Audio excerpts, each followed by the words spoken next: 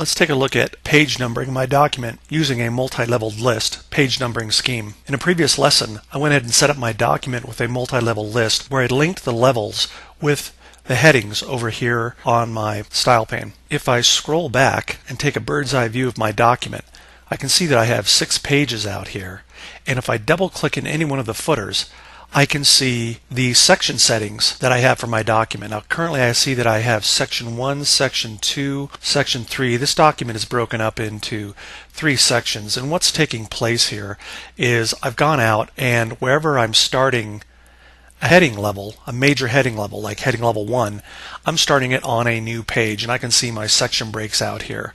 So I'm going to key in on those and use those in my numbering scheme. So out here, if I go ahead and double click, I can also see that each section is the same as the previous. That's set up by default. I'm just going to come out here, and in my first page footer here, I'm going to go ahead and select it, scroll in a little bit. I'm going to click on the design tab, and out here I'm going to include a page number, and I'm going to go ahead and put this at the bottom of the page over here in the middle. And when I do this, by default, because I've set up a multi-level list, it sets this guy up with a 1-1, meaning I'm looking at the heading level that I'm on and the page within this heading. So I have 2 pages under heading 1.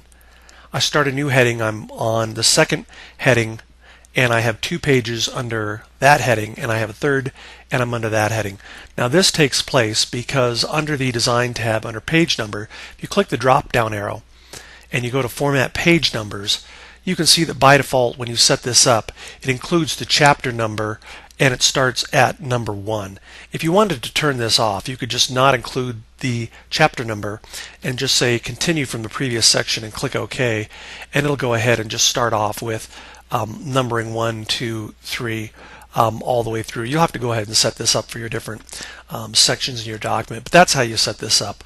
I'm just going to come back out here and put this back as a numbering scheme. So I'll go to Format Page Numbers, include the chapter number, and I'm going to start each one at number 1.